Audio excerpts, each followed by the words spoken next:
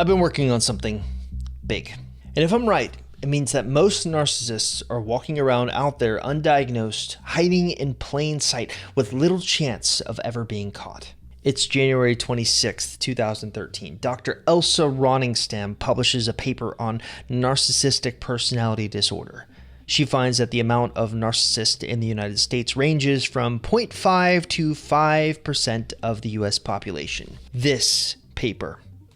Now, this thing has literally been quoted all throughout the internet to basically describe how rare narcissists are. I mean, it's literally the first Google result that pops up from the Cleveland Clinic when you ask Google how common narcissism is. So they're rare, right? Nothing to worry about. Well, there's just one problem. I think this is wrong. I think the real number is much, much higher. And if I'm right, it's a major problem that no one is talking about. Chapter 1, the diagnosis problem. Okay, so narcissism is typically diagnosed with this, a 40-item questionnaire known as the Narcissistic Personality Inventory, or NPI. You can actually take it on Psych Central if you're curious. Anyways, according to the University of Michigan, the lowest you can score on the NPI is a 0. The highest is a 40.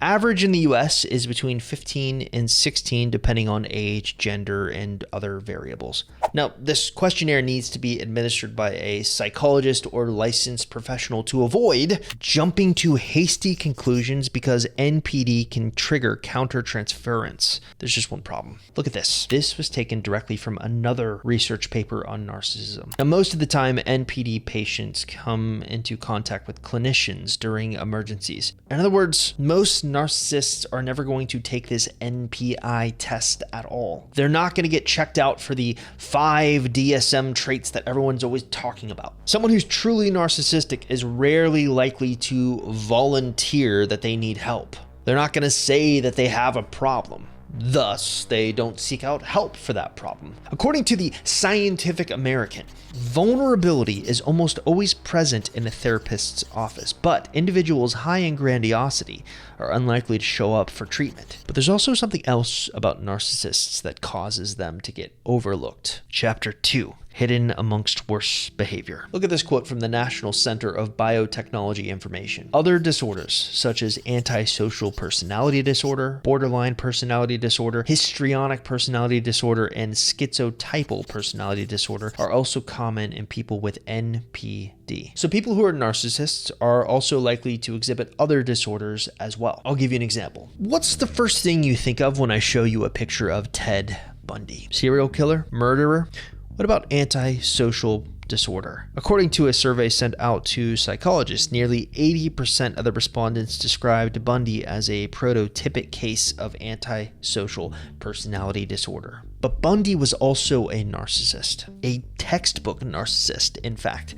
But he was also a lot of other things as well. Antisocial, psychopathy, bipolar, potentially, borderline, schizoid, addictive, Machiavellian, and that's the point. True narcissism isn't often at the top of that list. There are far flashier, far more frightening disorders that sort of take its place or take center stage. Now, Ted Bundy is obviously an extreme case, arguably the most extreme case. But it goes to show that someone who is a narcissist isn't usually just a narcissist. There are a lot of other things as well. They have accompanying behaviors, often worse behaviors. Chapter 3. There's no such thing as covert or grandiose narcissism. Let's ruffle some feathers. A few months ago, I filmed this video about narcissism where I talked about the importance of not viewing narcissists in these two buckets. They're not covert and they're not grandiose. Instead, you should always view narcissists on a spectrum. And there's a growing movement of psychologists who believe that as well. Most psychologists who treat patients say that grandiosity and vulnerability coexist in the same individual, showing up in different situations. But not all academic psychologists buy into this idea. Some believe that these two traits do not overlap. And this debate has raged for decades without resolution, most likely because of a conundrum. Vulnerability is almost always present in a therapist's office, but individuals high in grandiosity are unlikely to show up for treatment. Unfortunately for the academics, it seems like the clinicians who are actually treating individuals with narcissistic personality disorder might have it right. Brain science is contributing to a better understanding of narcissism. Now, it's unlikely to resolve the debate, but preliminary studies are coming down on the side of clinicians. Vulnerability indeed seems to be the hidden underside of grandiosity. But is this a case where someone who's a grandiose narcissist is aware that they're a grandiose narcissist, so they're putting on a front using covert traits to blend in, to hide amongst the crowd? No. I think it's a lot more complicated than that. Think of a scale existing within every single narcissist. Now, on one side of the scale, you have grandiose traits, arrogance, aggression, exploitative, showing off. And then on the other side of the scale, you have covert traits. They're resentful, introverted, guilt trips, negative attitudes. Now, with every narcissist, there's a dominant side to the scale. This means that a narcissist can mainly be grandiose or mainly be covert. But different life circumstances, different situations that a narcissist is put in is likely to tip the scale from one side to the other. When a grandiose narcissist encounters any type of setback, like legal issues, personal losses, public embarrassment, they often display more covert narcissistic behaviors. They start to feel persecuted and believe that their life is fundamentally unjust, and they adopt a resentful and victimized attitude. When a covert narcissist experiences success, their demeanor shifts dramatically toward grandiose. As their circumstances improve, their hidden grandiosity emerges, and they become overly self-confident. This type of narcissist often feels vindicated by their success, wondering why it took so long for others to acknowledge their supposed greatness. Chapter 4. How extreme narcissists blend in. It's pretty much unheard of for even big narcissists to have all 9 of the narcissistic scale traits. But after testing Brian Blackwell in 2004, police were shocked that they had a narcissist of insane proportions on their hands. It's July 25th, 2004. Brian Mark Blackwell has been living at his parents' home for the past 18 years. By all accounts, he's got the perfect life. He's a local tennis champion. His parents call him Little Brian lovingly. His friends call him Brains, and he's secured a scholarship to Liverpool College. No one suspects that Brian has become obsessed with power, success, and money. No one suspects that he's about to make a decision that will change his life forever. It's July 26th, 2004. Brian Blackwell and his girlfriend Amal Saba embark upon a lavish holiday to the United States. He wines and dines her in New York and Miami. Saba says that throughout this trip, he's never shown any signs that anything is amiss. He spends the trip laughing and joking as he showers her with gifts. It's August 15th, 2004. Brian and Amal arrive back in Liverpool. Brian decides to stay at his girlfriend's house for the next couple of weeks under the pretense that he's locked out of his parents' house while they are away on holiday. It's September 25th, 2004. Police are called to Brian's parents' house after a neighbor reports a strong odor emanating from it. Brian's parents are found dead. The decomposition of the bodies from the attacks was so advanced that investigators initially thought they had died from gunshot wounds. It's September 6th, 2004. Brian Blackwell is arrested under suspicion of murdering his parents. Investigators find that he's been telling multiple lies, like claiming to be a professional tennis player earning £45,000 a year, telling his girlfriend that he had bought a £60,000 Mercedes SL, which was parked in the garage of a flat in Southport, which he claimed to have purchased for £450,000. He offers his girlfriend a contract for £82,000 a year as his personal secretary, plus 10% of his earnings, a bonus of £20,000, and a generous expense account, an offer she could not resist. He writes her a £39,000 check for 3 months' wages, which inevitably bounces. He lavishes her with designer clothes and expensive jewelry, which later turns out to be cheap costume jewelry. Eventually, though, desperate for money, desperate to surprise his girlfriend, Brian decides to buy Amal Saba a Ford Ka. He withdraws £9,000 from a trust fund set up by his parents to help him through university. His mother is furious when she discovers that he had withdrawn the money. Together, his mother and father confront him. Together, they lose their lives.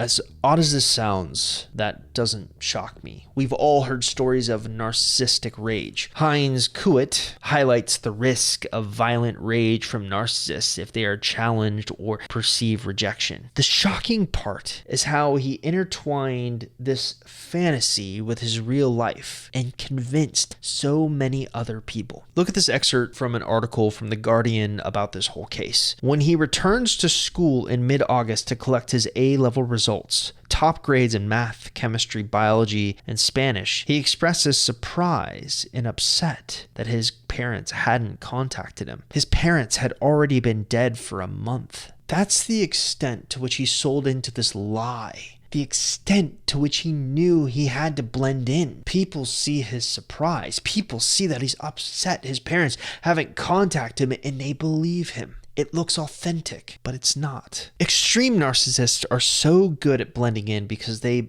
craft lies and they live those lies and they convince themselves of those lies. But what if I were to tell you that scientists have actually come up with a method to describe the decision making that a narcissist will make? Chapter 5, the spin model. So this is something that researchers are calling the spin model. Now, at first glance of this thing, I became incredibly confused. So I fixed it, or at least simplified it. But even with that small fix, there's still a lot going on in that graphic. The premise of it is pretty simple. Narcissism pertains to individual differences in a sequence of regulatory processes aimed at acquiring social status. Okay, maybe it's not that simple. Here's how to think about it. SPIN. It's right there in the acronym. S, status. P, pursuit. I, N, narcissism. This is literally the thought process and the moment-by-moment regulatory processes involved in narcissistic status pursuit. So let's start at the beginning with this confusing graphic. Right here with the status-relevant situation. This is basically any encounter that a narcissist will have where they stand to gain some type of status. Let's enter the first column. Now, immediately a narcissist is going to ask themselves, hey, is my status pursuit facilitated or hindered here? If it's facilitated, they're going to proceed down pathway A. If it's hindered, they're going to proceed down pathway B. They enter the next column and they're going to ask themselves, well, will self-promotion grant me status? If it can, then they continue to proceed down pathway A. If it can't, then they continue to proceed down pathway B. The final column is all about execution. They are either going to self-promote or they are going to devalue others standing in the way of their self-promotion. Then this behavior repeats over and over again. Now, the thing that struck me is that researchers are using the spin method to help describe any social situation that a narcissist is in to try to get status back. But I would argue that it can be used to describe any situation that a narcissist is in relating to their supply. Bit of a disclaimer here. This is my own opinion, my own hypothesis. It is not backed up by science, so take it with a massive grain of salt. But if you listen to it, I think there's a lot of stuff to it that makes sense. Anyways, let's rework the spin method by changing one simple word. Let's change status to supply. And let's use the Brian Blackwell case I took you through earlier. Now, if you'll recall, the tipping point for Brian Blackwell happens when his parents confront him about stolen money. This is a supply-relevant situation. Is Brian's supply pursuit being facilitated or hindered here? Well, it's definitely hindered, which means Brian moves to pathway B. Now, will self-promotion grant him supply in this instance? Well, no, not when he's drained an entire bank account. So he continues down pathway B. That means, according to his thought process, he has to devalue others to get what he wants. Or in Brian's case, take the lives of his parents to maintain his supply. It's strange to break someone's behavior down into this binary way of thinking. It's almost robotic. But that means that as good as narcissists are at blending in, there's always a leak. There's always a small thing that gives them away. Chapter 6. Beneath the facade. Now, reading about the spin method really got me thinking. In the past, I've filmed videos where I've talked about the uncanny valley. The uncanny valley was first proposed by this guy, Masahiro Mori, a professor at the Tokyo Institute of Technology way back in the 1970s. Now, he used this term to explain that as robots become increasingly human-like in their appearance and intellect, they become more appealing.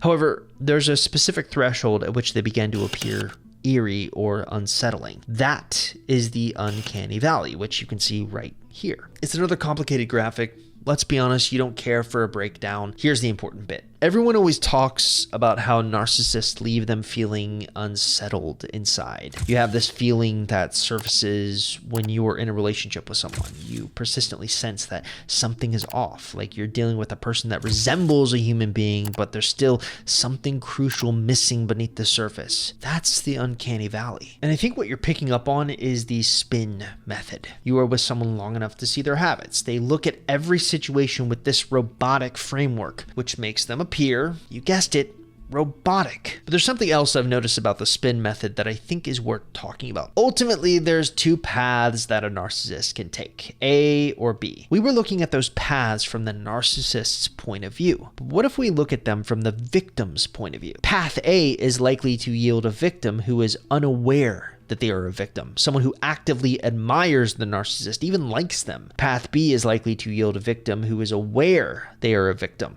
someone who actively says bad things about the narcissist and dislikes them. Now, there's something to this, because the more I researched for this video, the more I came across this phenomenon. Take this article as an example. It argues that narcissists have two very distinct groups of people in their lives: those who don't know them and like them, and those who do know them and can't stand them. But what else would you expect from a robot?